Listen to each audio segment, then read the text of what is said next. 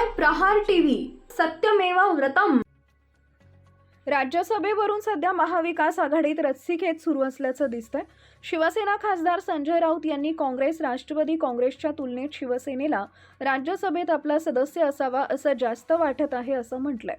मविआचा हा 3 तिघाडा आहे, पण काम बिघाडा नाही।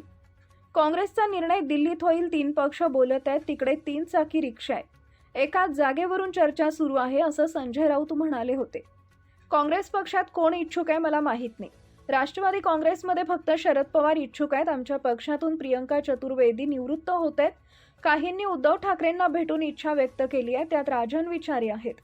विनायक राऊत यांचं नाव ऐकलंय। निर्णय शेवटी पक्षप्रमुख घेणार आहेत। अर्ज भरण्याची तारीख येईल तेव्हा निर्णयच घ्यावा लागणार आहे असं संजय राऊतांनी सांगितलंय। पुढे ते म्हणाले, आपण इंटरनेटच्या युगात आहोत। झूमवरून मीटिंग होत असतात, त्याच्यावर बोलणी सुरू असतात। यंत्रणा प्रगत झाली असून प्रत्यक्ष भेटण्याची गरज नाही। काल जयंत पाटील उद्धव ठाकरे यांच्यातही चर्चा झाली। राज्यसभेवरील दावा आपला कायम असल्याचं त्यांनी स्पष्ट केलं। आमचा दावा आहे, प्रत्येक जण आपला दावा सांगत असतो, कारण प्रत्येक पक्षाचा सदस्य निवृत्त होत आहे। राज्यसभेत आपला सदस्य असावा असं प्रत्येकाला वाटतं। शिवसेना जास्त वाटतं, कारण शिवसेना आजही प्रादेशिक पक्ष आहे। किमान आमचे 2 प्रतिनिधी असावेत अशी पक्षप्रमुखांची भूमिका आहे। राहुल गांधी आणि उद्धव ठाकरे यांच्यात चर्चा झाली असून एकमेकांशी चर्चा सुरू आहे। 3 पक्षांच्या प्रमुख नेत्यांमध्ये चर्चा सुरू आहे। शरद पवार इच्छुक आहेत, महाविकास आघाडी म्हणून निर्णय घेता येईल।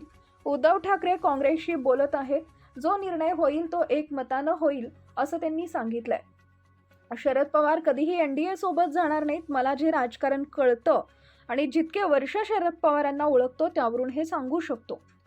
जे जॉर्ज फर्नांडिस यांच्याप्रमाणे आहे ते खात्रीनं सांगतो। तसेच काँग्रेसला विरोधी पक्ष नेतेपदाची चिंता आणि शिवसेनेचा आवाज संख्याबळ टिकवण्याची कायम करण्याची चिंता आहे।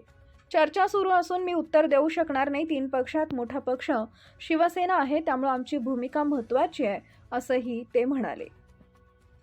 जय पवार यांनी शेअर केलेल्या व्हिडिओवर ते म्हणाले की रोहित पवार एकट्यानं लढतायत। अजित पवारांच्या पत्नी, मुलं त्यांनी यात सहभागी व्हायला हवं। जय पवार यांनी अशी माहिती समोर आणली असेल तर VSR आणि DGCA वर गुन्हा दाखल व्हायला हवा।